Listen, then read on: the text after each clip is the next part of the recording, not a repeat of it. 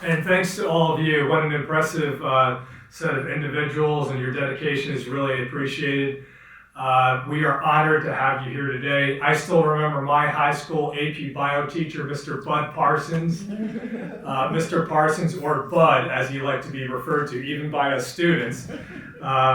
He really helped to inspire all of us to think about science and biology differently, and he made biology seem cool to people who were in the 10th grade. And so I still remember Bud Parsons, and I appreciate what all of you do each and every day, which is to help make biology and science cool for the kids who take your classes. After high school, I had the opportunity to attend West Point, where I studied mechanical engineering. I served at Korea, Fort Bragg, and then lastly at UCLA, where I got my master's in civil engineering.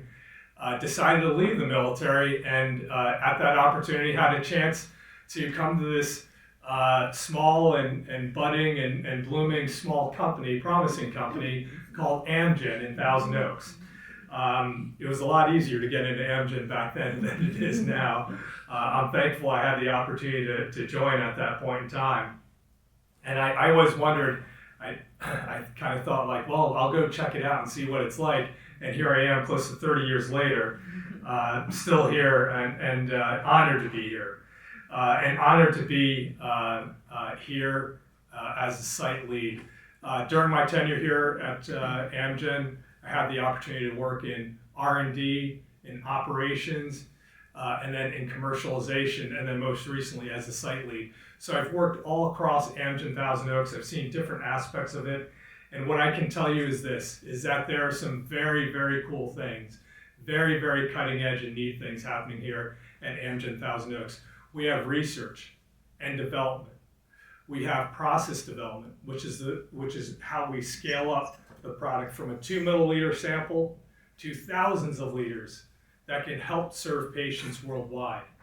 And then in addition to process development, we have clinical and commercial manufacturing capabilities right here on site. So there are lots of cool things happening here at Amgen Thousand Oaks, and that's not even including all of the other functions, the corporate functions like sales and marketing, HR, IS, and the list goes on. So there are some amazing things happening here at Amgen Thousand Oaks. I'm honored that you will have a chance to get a sense for what they are like. You'll have an opportunity to see what it's like to check out our pilot plant that focuses on scaling up our product, one of our process development facilities. You'll have an opportunity to see our pilot plant that allows us to aseptically and in a very sterile fashion get that drug substance into a vial or presentation, which can be used by patients or healthcare providers worldwide.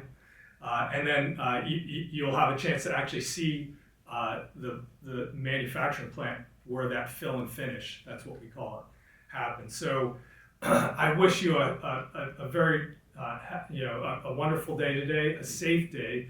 Please be safe. We have 30 buildings stretched out over 80 acres, so you'll be out and about. Please be safe as you're walking around and making your way around. I know our team will make sure that you're well taken care of. One administrative thing I would ask as a huge favor is that we not take any photos. I know that social media is a big thing nowadays and people love to take selfies, and it's almost like an instinct, but if we could not take any photos indoors due to the intellectual property considerations we have as what we believe to be the preeminent biomanufacturing company in the world. So I think that's about it. I just want to again thank you for you doing what you do. Really appreciate you taking the time to be here. And Scott, thanks for the opportunity to speak. Okay.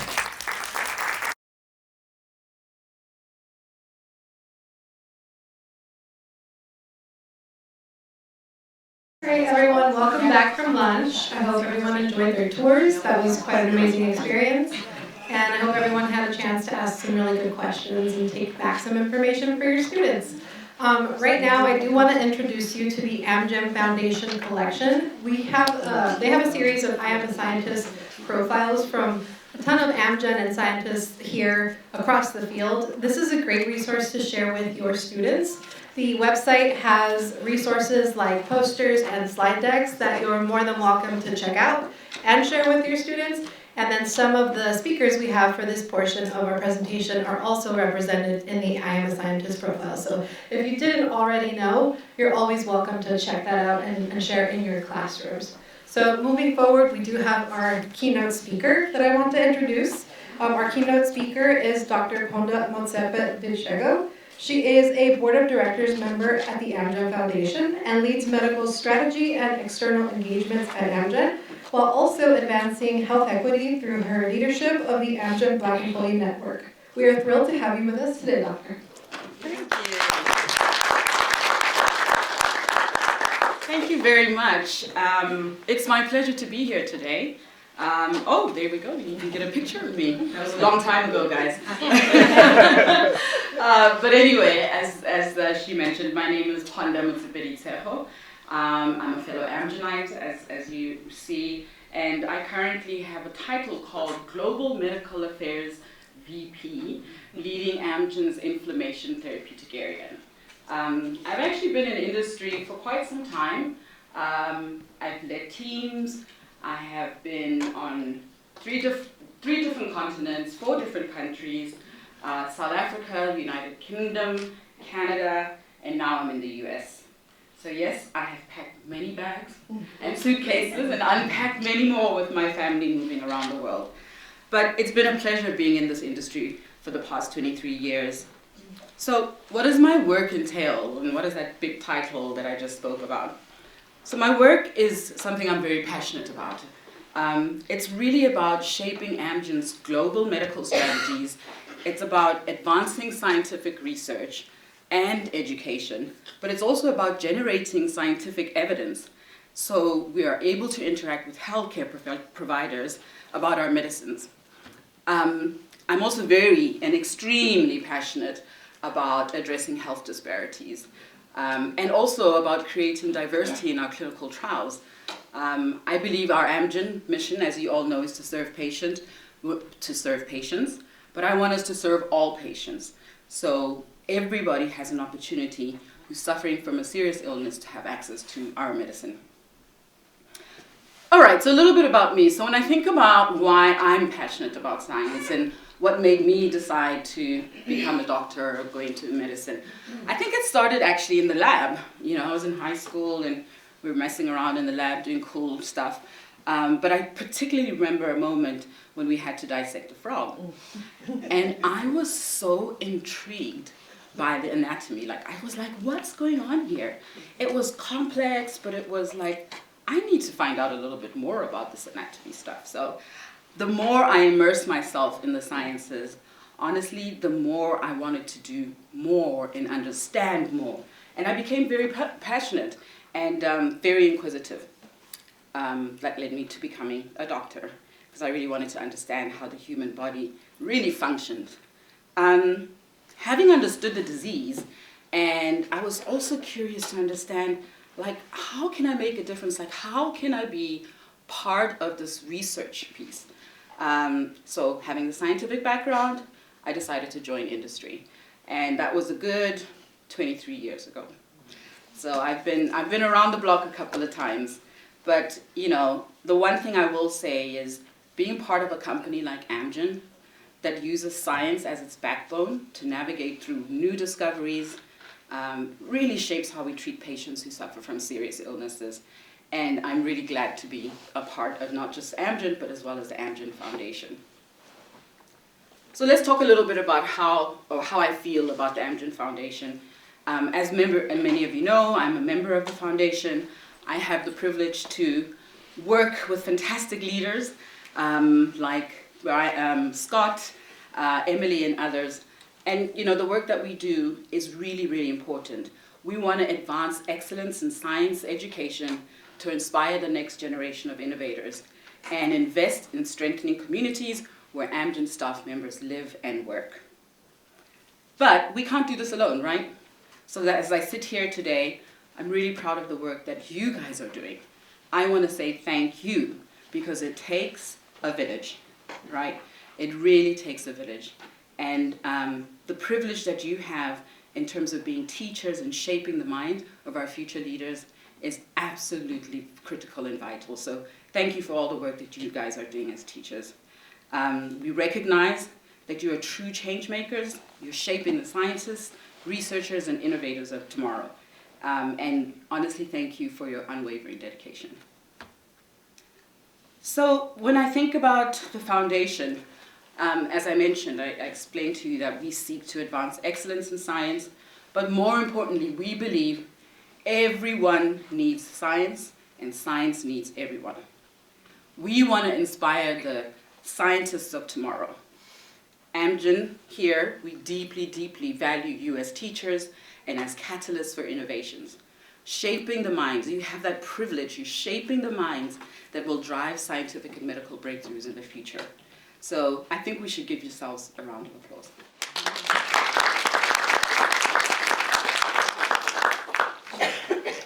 As many of you know, education, especially in STEM fields, is critical to solving the world's biggest challenges, from healthcare to sustainability. And again, we're committed to equity in education at the foundation, ensuring that all students, regardless of background, have access to high-quality science learning opportunities. So here's my call to action for you.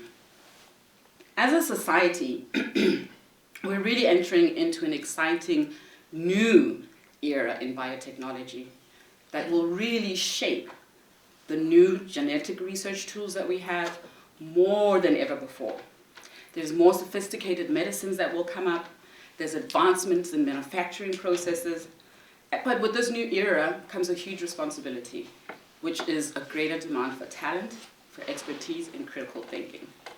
So as the pace of innovation increases, so too does the need to educate the scientists of tomorrow. And that's where you come in, and that's where we are very grateful. As educators, again, you're shaping the future. The students you inspire today may be the ones discovering these new medicines tomorrow, engineering life-saving technologies, or even solving global challenges. You have that in your hands. That is the precious privilege that you have, and we want to thank you for continuing to understand that you are the ones who are shaping the minds of these youngsters and the potential for them to be the biggest and best scientists in the world. So thank you again. In final, I'll share something. You know, I shared why I was interested in the science when I started, but just on a personal note, we all have role models, right? We all have role models. And I don't stand here without having had a role model to help me shape and become the scientist and physician that I am today. So at a very young age, I lost my father. And it was very sudden. So me and my 3 siblings were essentially raised by my single mother. But my mother is a trained psychologist, and she really taught us and helped us how to navigate through this difficult time.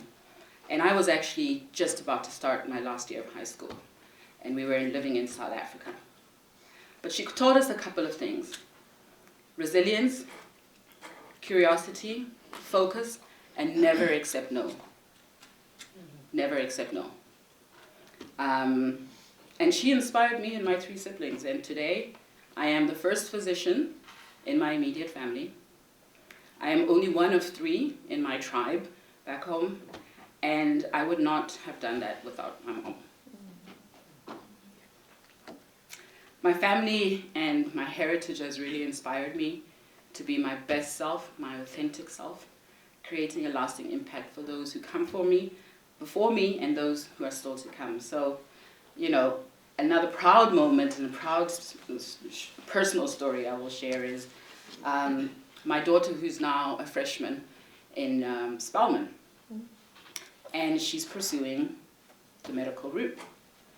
And I'm really, really excited and proud of her because, for those who don't know, you know, Spelman is probably the oldest HBCU, the global leader in education of Black young ladies. And I was really, really proud when she got in, and it was her first choice, and she's on the pre-med track. So just wanted to share a little bit of that. And in closing, again, thank you, you guys. Thank you for your passion. Thank you for your commitment. Thank you for everything that you do. to shape the minds of these wonderful youngsters that we have to love STEM, to believe in STEM. And we at the Amgen Foundation are extremely honored to stand with you, and we will continue to invest in this program that empowers both teachers and students. So thank you very much.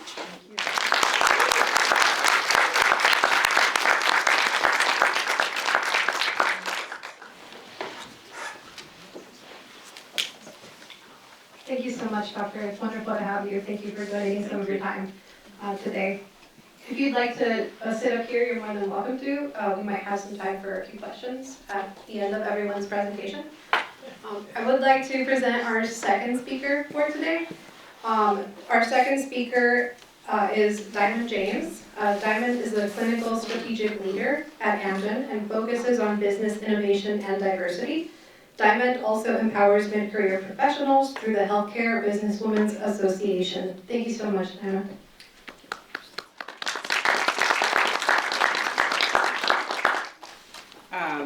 And I guess that I have to also say that Ponda is also my boss. So it's kind of cool. This is the first time we've done like a speaker thing like this together. So, but yes, again, thank you for being here. I know this is a recognition event, so again, thank you.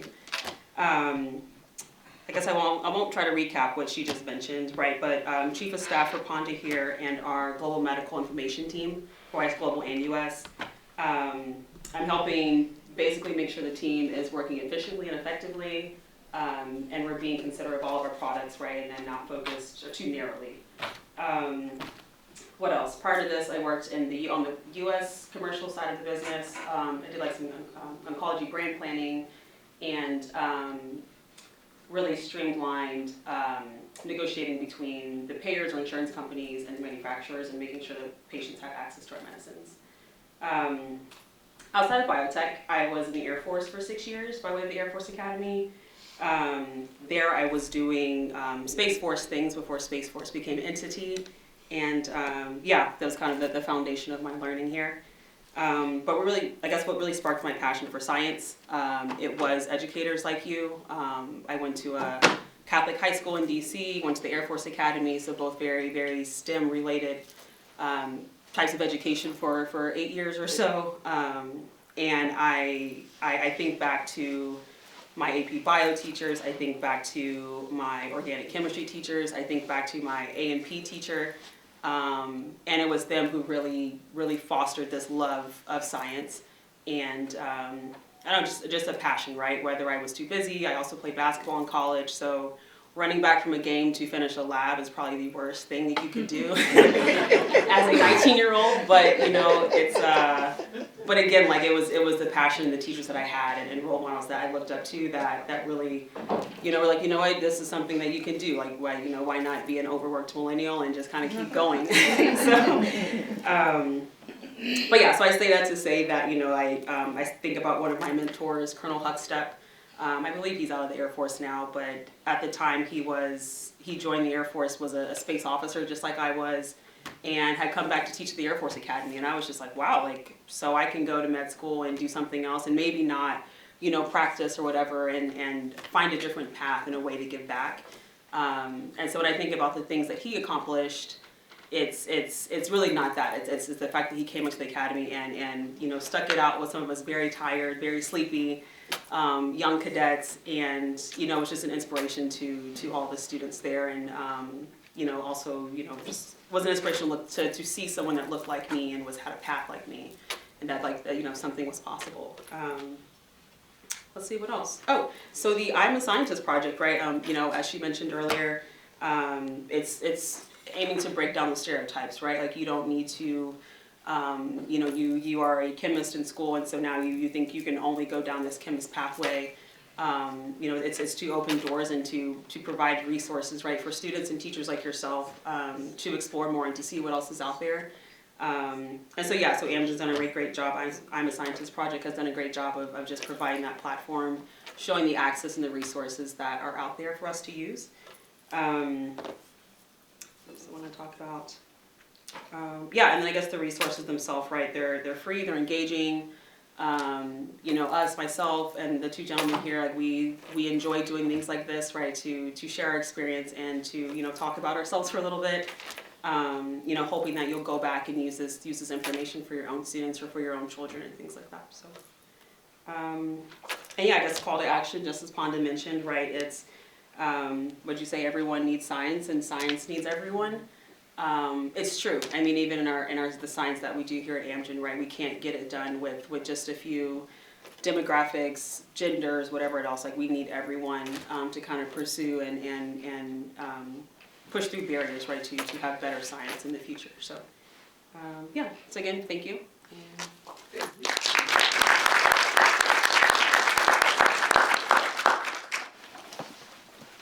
Thank you so much for joining us, Dymond. Following Dymond is Bryan Yee, Director of Knowledge Management at Amgen. Bryan ensures R&D teams have access to key resources and expertise, and also serves as a board chair for Kids Stream, a nonprofit focused on expanding early childhood STEM education. Thank you, Bryan.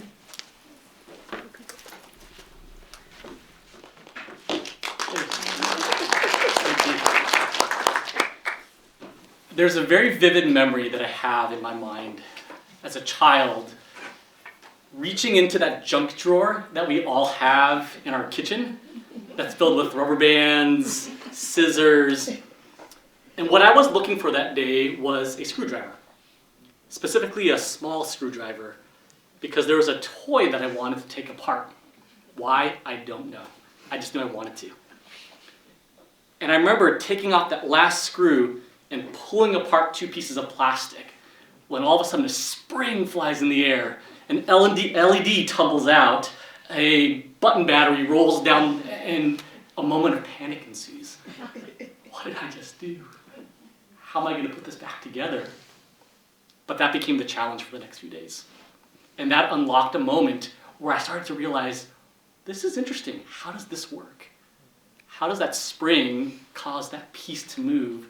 And what happened when that button battery was no longer touching that wire? And ever since that moment, it might have not been then, but somewhere around there, this itch in my brain of how does that work is something that I've been having a really hard time turning off. But as Rene and I were talking a moment before, I realized we like to use this word, that was my superpower as a kid. And as I went on and went through the public education system, I remember another moment where a teacher put a clear tub on the desk in front of a bunch of students and pulled out 3 bags, a bag of sand, a bag of salt, and a bag of metal shavings. And dumped it in, stirred it around and said, separate these from me now. Panic ensued amongst the students, but I was ready because that knack of how's this going to work was something that I was prepared for. The voices of my teachers who said, think about this. Ask a good question and go find the answer. Was something that caused me to continue to look at the world as a set of systems and a set of challenges that could be solved. And so to the teachers gathered here today, thank you for how you engage us. I wasn't the best student growing up, but I had amazing teachers that invested in me. And I had the privilege, if I'm honest, of parents who gave me the opportunity to explore life in a semi-unstructured space so that I could ask those questions. And then through a combination of random things in the junk drawer and teachers, learn how to ask questions, hypothesize, and ask the next big question. And that gets to what do I do here at Amgen today? As was mentioned, I have the privilege of leading our learning organization for research and development. And the type of challenges that we are looking to solve as we work together to bring important life-changing medicines to patients that are waiting is fraught with questions that we need to answer. But these aren't generic questions. This isn't a standard list of questions that we pull out. These questions come from a deep appreciation of disease, of science, and the ability to work together in a rich tapestry of roles to put the pieces together and unlock the puzzle as we seek to solve challenging problems. And I couldn't think of a more fitting way to say thank you than to be in front of this group today, appreciating that you play a critical link to that. I've been at Amgen almost 20 years now, And I still, to this day, cannot explain to my parents what I do for Amgen. Because when someone says, oh, you work for Amgen, they say, you must be a scientist or a doctor. I got my bachelor's at Cal Poly San Luis Obispo studying business with an emphasis in information technology. And I joined Amgen as a summer intern, and I haven't left since. And in those nearly 20 years, I have met some of the most passionate, most intelligent, and caring individuals, caring for one another, for the patients we serve, and also the communities that we live and work in, to solve the challenges that Amgen seeks to solve, while also making an impact on our community through things like the Amgen Foundation. And as I think about that challenge of, okay, how am I going to explain this Thanksgiving what I do at Amgen to my uncle or aunt again, I put that as the challenge to each of you, or to maybe say this is the call to action, is to help students understand that there are so many crucial and important roles that have to come together in a highly orchestrated manner to do the amazing type of work that we do, that one day can, that's the key word, can make an impact on the life of patients. And that potentiality can be unlocked as we inspire the next generation to solve the problems that we haven't even encountered yet, to ask the questions that we don't know to ask yet. Because their minds have not been taught to go through a list, but their minds have been taught to look, to listen, to think, and then to work together. And so thank you to each of you for how you are investing in the future in that way. It's an absolute privilege to stand here having been invested in, and to maybe try and encourage you on the journey ahead. And so thank you so much from the bottom of my heart, and to the Amgen Foundation, and to my colleagues for everything that you do.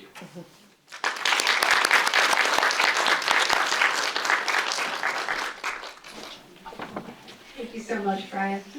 Finally, we have Rene Huber, who has 25 years of experience in biotechnology. Rene has worked at Agenus, Cencor, and now Amgen. He now serves as the Director of Early Career Talent and Strategic Alliances at Amgen. Thank you. And I'm going to continue with this theme of gratitude that you've been hearing today. And I was thinking that oftentimes teachers probably don't get this thanks from their students, right? Because the students go on their careers, they change countries or states or whatever, they move on. And that's what happened to me. And so I'm going to use you as surrogates to say thank you, because I haven't been able to do that with my teachers. But you guys do some amazing things. And to me, I have two buckets of what you guys do for students. One is you impart knowledge, right? That's the easy part. You give information. You have the students memorize things, and they learn from you. But the second thing that you do is, I'm going to say the word love, right? I was trying to think of a more clinical, more scientific term to say for what you guys do, but you guys love. And that comes through encouragement, praise, support, all these really great soft skills that you bring to the students. And I know that I benefited from that as a youngster. I had a pretty challenging home life, and I turned, 3 years of counseling, I figured that I turned to the teachers for love and for attention. And I'm so grateful that I had people like you in my life.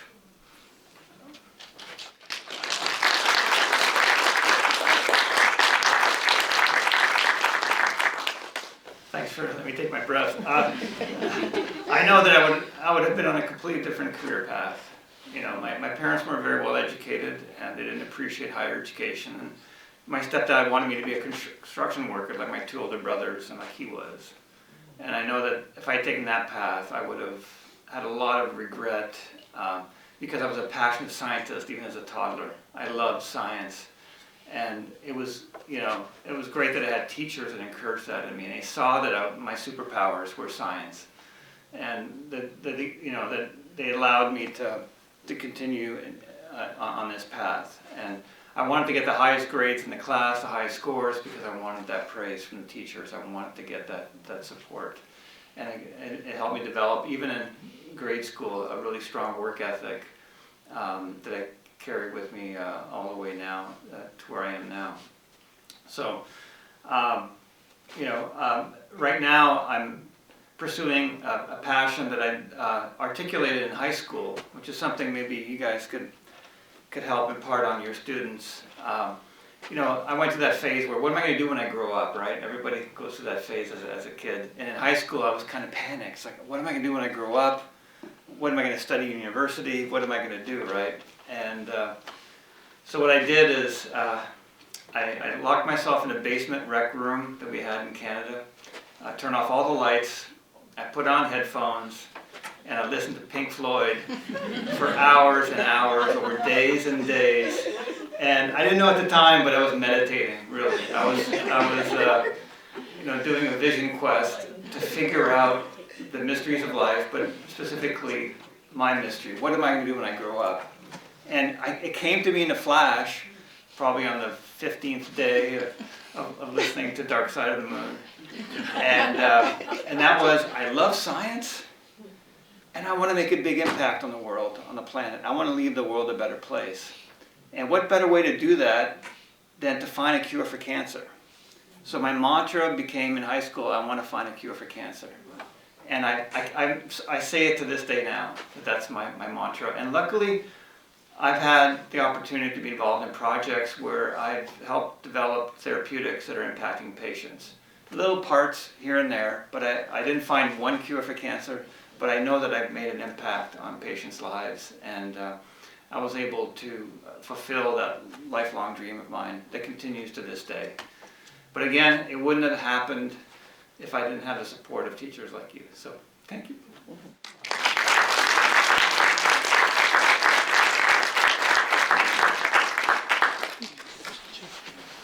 Oh, sorry. Thank you so much to all of our speakers for such profound presentations. We are going to open up the floor to audience questions. So any questions that you have, please bring them forward. We want to take advantage of this wonderful opportunity that they're here with us today. If I can kick it off, I would love to ask every single panelist if you could go back in time and visit your recent high school graduate self or recent college graduate self. What advice would you give yourself to help you through your career trajectory?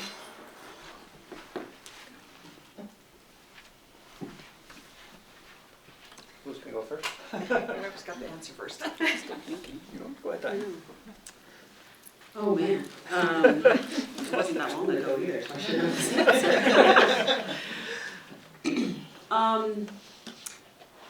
I think it would be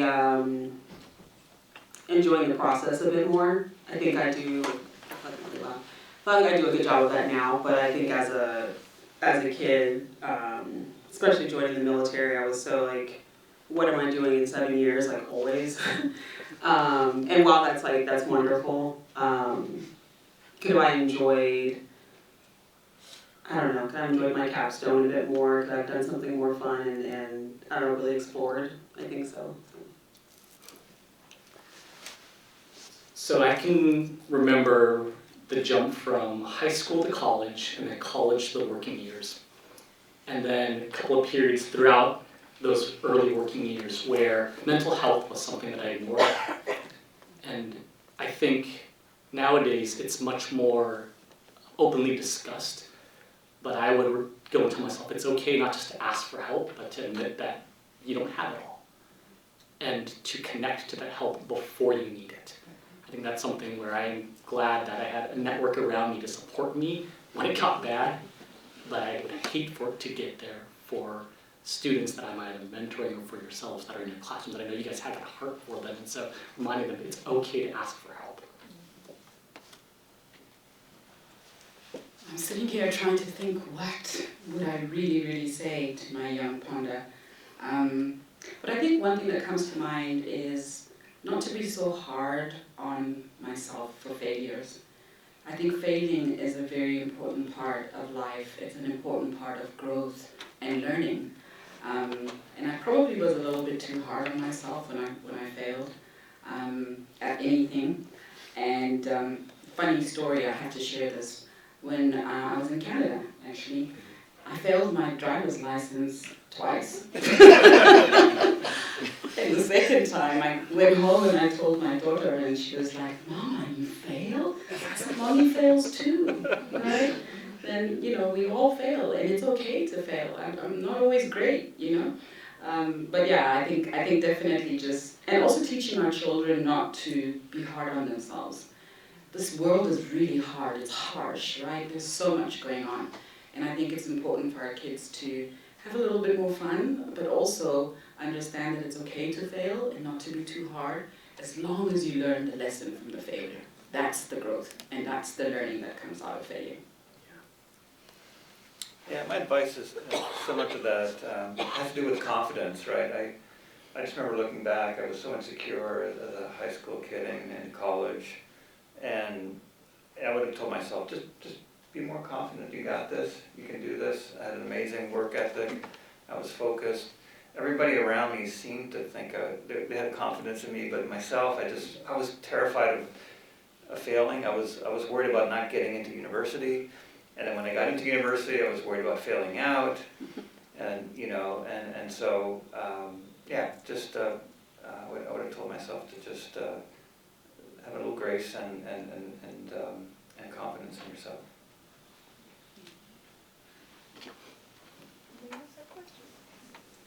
Do we have any more questions? I would ask more practical. What would you recommend because you leapfrogged through your careers, right? You didn't say I wanted to be exactly this at the beginning. So what sort of advice could you give high school students? What should they focus on? I'll start at this end here.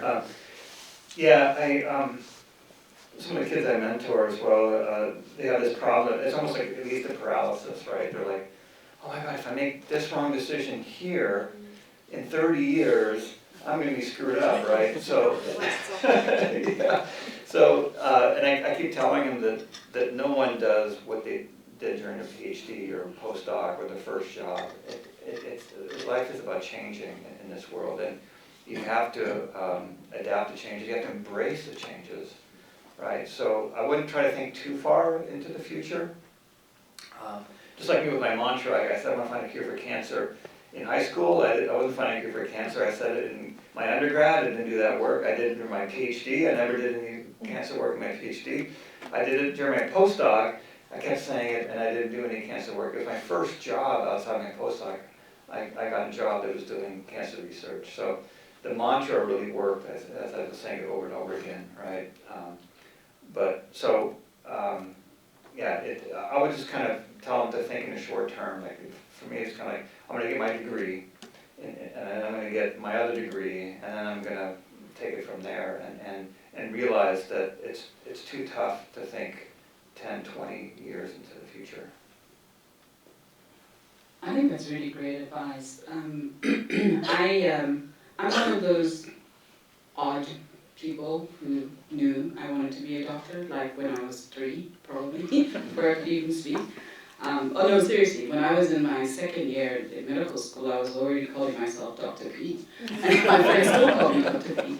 But when I do speak to, young kids that I mentor, my daughter, her friends and stuff, I always tell them, similar to what you're saying, it's like, you don't always have to know.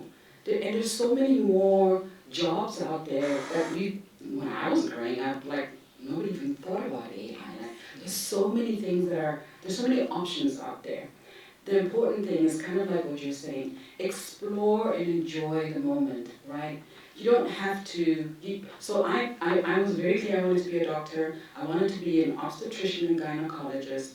I spent a lot of time delivering babies, and all my mentors were females that were either gynecologists or obstetricians. And I'm 25 years in industry. Do you know what I mean? And so taking sometimes, taking a lateral move or doing something different, it's okay. It's really okay. I think as long as you're focused, right, you have the right tools, you have the right mentors, it's okay to kind of go left, right, and eventually you'll get there. If you asked me, young Bryan, are you going to work for Amgen one day? First, what's Amgen? Okay, they make medicines for very serious disease. And I would probably have said back then, No, I don't think I'm going to be a doctor. You know, that's my friend Ponda over here. But I go back to the fact that, you know, my Thanksgiving dilemma, it's more than a single role that it takes to bring important medicines to life. Right? And so I think one of the things that we can encourage students with is, you know, the world is made up of challenges that need to be tackled and organizations that organize themselves around a said mission to solve said problem. And it takes a myriad of roles and skill sets and talents. The skill sets that are becoming really important today are very data, AI, tech heavy, but it does not obviate the need to understand the core of whatever that problem is. And just reminding students that there's so many different ways that you can contribute to a mission. Think about the mission. Then think about what your superpower is. Yeah. And then go and meet people in those spaces. I'm reminded that we may not be the direct interface to students as much. We will when we get to come and visit, you know, as part of the ABE programs and whatnot. But you guys are. And as you are learning about what it takes to do the things that Amgen does, help us tell your students about it, get them excited, and then invite us to visit. Or pair them up with one of us as mentors. I mean, I always tell people, I love the opportunity to speak to someone about what they might be good at and how it fit into what we want to do. And so just realize that that opportunity is here. And I know I speak for the foundation and my peers here. We want to invest in that next generation. Give us that chance. You guys are the direct interface. Help us ignite that curiosity. I think similar to what all of you said, right? It's blooming where they're planted at the time, and then also kind of knowing what your true north is. Whether it's, you know, probably the best way is meditating or jamming out to Pink Floyd for a while. But I think back, you know, to young Dymond, I see lots of examples of you know, me being in places where I have an opportunity to give back or to service before self, which is one of the pillars of the Air Force anyway. So back then I was serving my country. Right now I'm ensuring patients have better access. I'm even sitting with my family and explaining things to them, right? And for that, like that makes me know that I earned my paycheck, right? That I am now giving back to my community.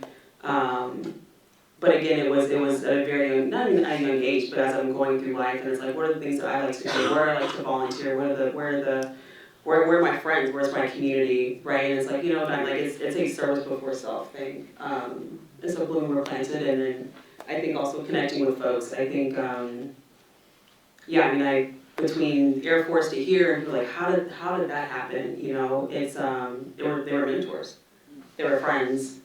There were people below me, you know, even reaching down, reaching back up, reaching laterally. So yeah, I think that's also important that, you know, the kids have their own community. They have you all, or they even have, you know, ABE and the rest of our I'm a Scientist folks. Thank you. I think there's probably time for maybe one more question, and here you are. Yeah, my question is, I think everybody in this room, we strongly believe in science, and with our background in biological science, you know, we believe in the tenets of healthcare, but we've come into a situation where there's not as strong a belief in those areas as, you know, when us older people grew up. And so we have students and society in general that are very skeptical of science and healthcare and public health. And what are your recommendations for what's the best way to deal with interacting with students and society in terms of trying to get them to understand science and healthcare and public health? It's a very great question. I'll let you speak that. Well, I can go first just to provide my perspective. First of all, it is a true reality what you're describing. I think the biggest challenge we have is that we don't talk enough about all the great stuff we do, right? We don't talk enough about the successes. Think about COVID. Think about how our industry really helped evolve or address the challenge of COVID. This is not too long ago. We're talking, what, 2.5 years ago? Yes, it wasn't perfect.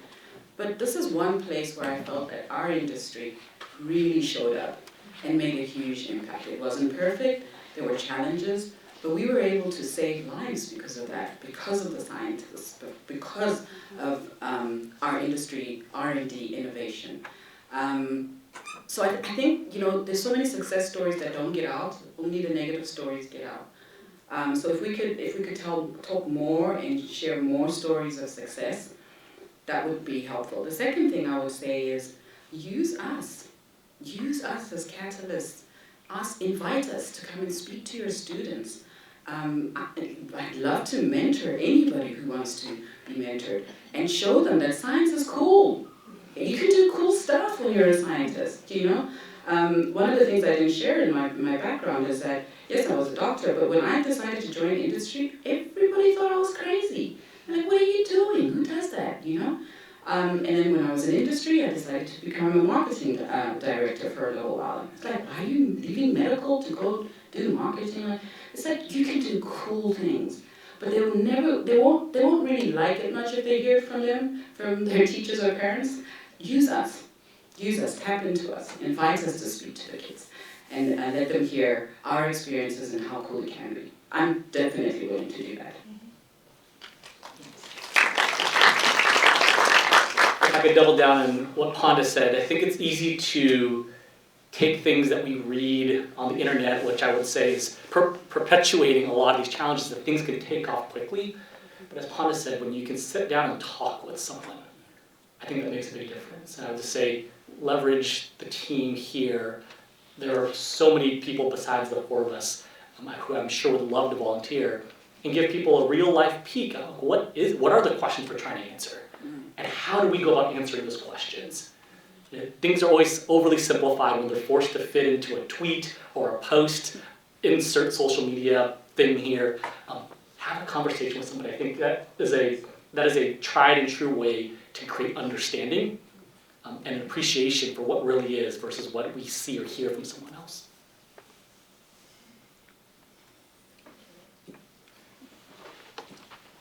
This will be our last question before we turn it over. So it's not a question, it's actually a comment. It'll be short. So one of my kids have cancer, and it's my whole personality now. Because, when something tragic happens, it just turns into your personality. I was telling Zoe this earlier, because when I signed up to come here today, I was expecting a free lunch, maybe some freebies. What I was not expecting is having an emotional reaction to looking at the production of some of the medication and listening to the process of how some of this is done. And I know it's an event to thank us, that's what this is for, but I also just want to take an opportunity to thank you, because I would literally be one of the patients and families that directly benefit from the work that is being done. So I just wanted to say that.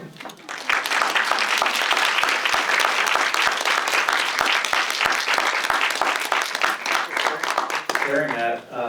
We do appreciate the patient experience, and we have a thing called Mission Week where we actually have dozens of patients come into campus, we show them around, they tell us their story, and there's nothing more inspiring to scientists and anyone working at Amgen to hear these kinds of stories, that we are making a difference. So thanks for sharing that, appreciate it. And thank you so much, our keynote speakers. We really appreciate you all being here today with us. I'm not even sure if we mentioned that we were going to do a panel after you spoke. So we appreciate you. We know you're very busy people, and we appreciate you, staying here to answer some very important and powerful questions. I'm not sure if you all have to leave, but this is the last phase of our day, and Karen and Luz will now be, celebrating some of the teachers. So I'm giving you all opportunity if you need to go. We understand. We appreciate you being here again today, and thank you so much.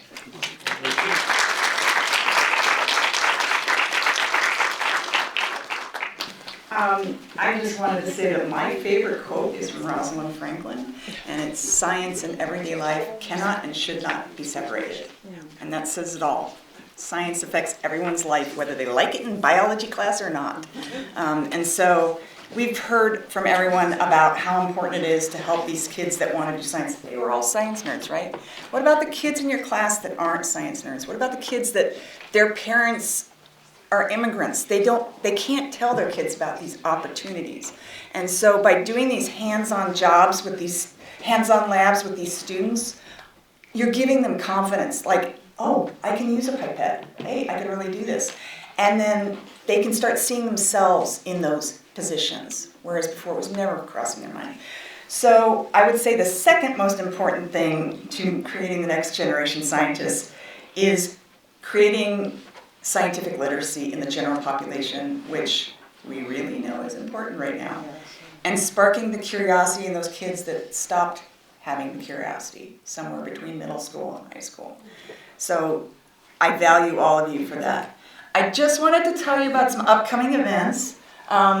We've got an abridged workshop at Mission College on the 1st and 2nd of March, and of course our summer workshop at the Huntington, which may be one of our last ones there. They're renovating the lab. And do I have anything else to add? And we're also going to have, I'm not sure if all of you are aware, we started that grant writing webinar series last year. I kind of like to call it the Start Your Own Biotech Program at Your School series. And so we're going to build on that lecture series, having biotech teachers talk about the curriculum they run in their classes. So if you watch all of those on YouTube, you will be able to start your own. You'll be able to get the grants, buy the equipment, have the curriculum. And I want to just say thank you, Amgen, because we would not have had such a nice event. This is wonderful. They don't open the doors very often, so you are very, very lucky. So thank you so much. I was able to use my whole budget on my teachers.